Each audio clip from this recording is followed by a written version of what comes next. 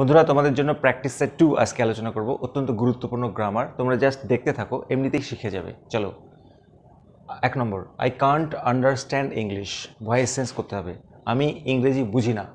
Voice change করতে গেলে প্রথমে সাবজেক্ট আমি, ভার্ব কি আছে, আন্ডারস্ট্যান্ড মানে বুঝতে পারা। কি বুঝতে পারি না? ইংলিশ। অবজেক্ট, সবসময় অবজেক্টটা আগে আসে, তাহলে ইংলিশটা আগে আসবে। তারপরে তো টেন্স অনুযায়ী অ্যামিজার ওয়াজ ওয়ার বসে না, কিন্তু দেখো এখানে মডাল ভার্ব আছে, ক্যান নট আছে, তাহলে এখানে তোমরা ক্যান নট বি বসাবে, ক্যান নট বি বা কান্ট বি। তারপরে ভার্বের থার্ড ফর্ম বসে, আন্ডারস্টুড।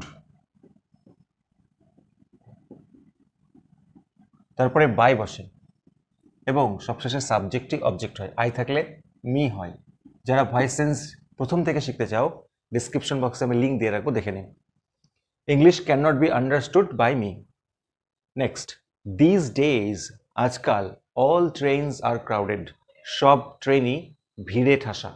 করতে হবে নেগেটিভ, অর্থাৎ আমরা বলতে পারি আজকাল কোনো ট্রেনই ফাঁকা না।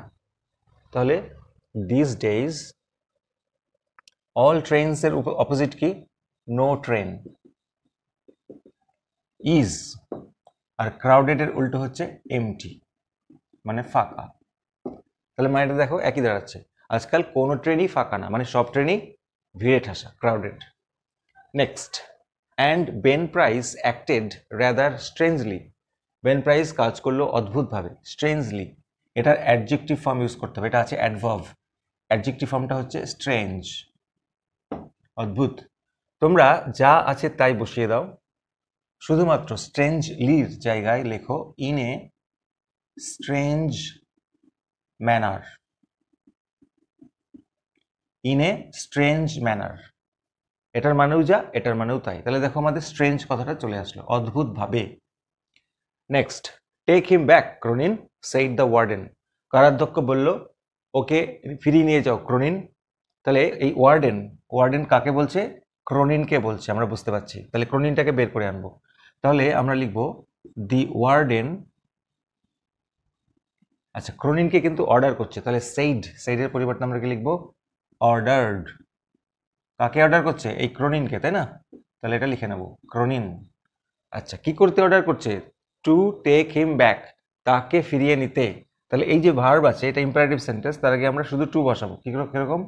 টু টেক হিম ব্যাক, তাকে ফিরিয়ে নিতে অর্ডার করলো ওয়ার্ডেন। তাহলে আমাদের ভার্বের আগে শুধু টু বসাতে হবে। Next, are you travelling alone sister, the coolie said to Lakshmi. লক্ষ্মীকে কুলি বলল, বোন আপনি কি একা একা ভ্রমণ করছেন? আচ্ছা দেখো, বোন বলে সম্বোধন করেছে কুলি লক্ষ্মীকে। তাহলে আমরা এভাবে লিখবো, অ্যাড্রেসিং, প্রথমে এটা লিখতেই হবে কারণ বোন বলে সম্বোধন করেছে। অ্যাড্রেসিং লক্ষ্মী অ্যাজ সিস্টার, এটা মানেটা বোঝার চেষ্টা করো। লক্ষ্মীকে বোন বলে সম্বোধন করিয়া কে কি করলো? দা কুলি প্রশ্ন করছে, তাই না? তাহলে আস্কড লিখবো, এই সেট টু এর পরিবর্তে আস্কড। আস্কড হার মানে লক্ষ্মীকে, যেহেতু লক্ষ্মী একবার লিখেছি আর লিখবো না। দ্য কুলি আস্কড হার, কুলি তাকে জিজ্ঞেস করলো। এইবারে আমাদের এইটুকুনি রিপোর্টেড স্পিচ করতে হবে। দেখো, ডব্লিউএস ওয়ার্ড দিয়ে থাকলে ডব্লিউএস ওয়ার্ড বসাতাম, কিন্তু নেই, তাহলে আমাদের ইফ বা হোয়েদার বসাতে হবে। ইফ, তুমি কি, আপনি কি একা একা যাচ্ছেন, আপনি মানে কে? লক্ষ্মীকে জিজ্ঞেস করছে, তার পরিবর্তে আমরা লিখবো শি। আচ্ছা, আর আগে আছে ইউ এর, শি এর পরে তো ইজ বসে, কিন্তু বন্ধুরা যেহেতু এদিকে পাস্ট আছে, তাহলে আমাদের এদিকেও পাস্ট করতে হবে। She was travelling alone, full stop. Addressing Lakshmi as sister, লক্ষ্মীকে সিস্টার বলে সম্বোধন করিয়া কুলি তাকে জিজ্ঞাসা করলো সে একা একা ট্রাভেল করছিল কিনা।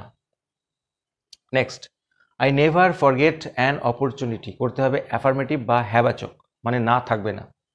আমি কখনোই ভুলে যাই না একটি সুযোগকে, তার মানে আমি সবসময় মনে রাখি। দেখো, আই নেভারের উল্টো কি? অলওয়েজ। আর ফরগেটের উল্টো হচ্ছে রিমেম্বার, তার মানে আমি সবসময় মনে রাখি। রিমেম্বার, কি মনে রাখি? An opportunity. বোঝা গেল? নেভারের উল্টো হচ্ছে অলওয়েজ, আর ফরগেটের উল্টো হচ্ছে রিমেম্বার। আমি সবসময় মনে রাখি, অর্থাৎ কখনোই ভুলি না অপরচুনিটি। নেক্সট একটা ক্লুর মাধ্যমে তোমাদের শেখাবো এটা। আই লাভ গড, আমি ঈশ্বরকে ভালোবাসি, কিন্তু I do not love my neighbour, আমি আমার প্রতিবেশীদের ভালোবাসি না। দুটো আলাদা সেন্টেন্স বাট দিয়ে যখন যুক্ত করা থাকবে এবং যদি বলে কমপ্লেক্স করো, জটিল বাক্য করো, তোমরা কি করবে, শুধুমাত্র প্রথমে দৌ বা অলদৌ কথাটা ইউজ করবে। মানে যদিও, যদিও আমি ভালোবাসি, আই লাভ গড, কমা বাটটা উঠে যাবে, তারপরে বাকি সেন্টেন্সটা যা আছে বসে যাবে। কি দাঁড়ালো, যদিও আমি ভালোবাসি গডকে, কিন্তু আমি নেইবারদের ভালোবাসি না। তাহলে কিন্তুর জায়গায় আমরা কি করলাম, প্রথমেই দৌ কথাটা ইউজ করব। চোখ কান বুঝে বাট দিয়ে জয়েন করা থাকলে তোমরা কমপ্লেক্স করতে বললে দৌ কথাটা ইউজ করবে, হয়ে যাবে। তাহলে বন্ধুরা তোমরা কমেন্টে এটা জানাও কি হবে উত্তরটা। He is poor but he is happy করতে হবে কমপ্লেক্স, সেম নিয়মে। নেক্সট অত্যন্ত গুরুত্বপূর্ণ একটা narration change. Is not that Polly Simpson, ওটা পলি সিমসন না, আস্কড জিমি, জিমি জিজ্ঞেস করলো। তাহলে জিমি জিজ্ঞেস করলো, আস্কড করাই আছে, আমাদের শুধু আগে আনতে হবে। জিমি আস্কড, কাকে জিজ্ঞেস করলে কিছু বলা নেই। এরপরে রিপোর্টেড স্পিচটা দেখো, ডব্লিউএস ওয়ার্ড দিয়ে নেই, তাহলে আমরা ইফ বা ওয়েদার করতে পারি, ইফ। আচ্ছা, এরপরে সাবজেক্টটা আগে বসে। দেখো দ্যাট হচ্ছে এখানে সাবজেক্ট, তাহলে দ্যাটটাই বসে যাবে। ইজ নট দ্যাট, তাহলে দ্যাটের আগে কি আছে, ইজ নট, এটা আমাদের পরে যাবে, তাহলে দ্যাট ওয়াজ নট হয়ে যাবে। কেন হয়ে যাবে ওয়াজ নট, কেন কি এদিকে পাস্ট আছে রিপোর্টিং ভার্ব, তাহলে এদিকেও পাস্ট করতে হবে। If that was not Polly Simpson, full stop. বইতে যদিও ইয়াং পলি সিমসন আছে, আমি করতে ভুলে গেছি, তোমরা করে নেবে। তো বন্ধুরা তোমরা ডেইলি একটা করে সেট এরকম করতে থাকো, তোমাদের প্রিপারেশন 100% রেডি হয়ে যাবে। Thank you very much for watching this video. ভালো লাগলে লাইক দিও। Thank you so much.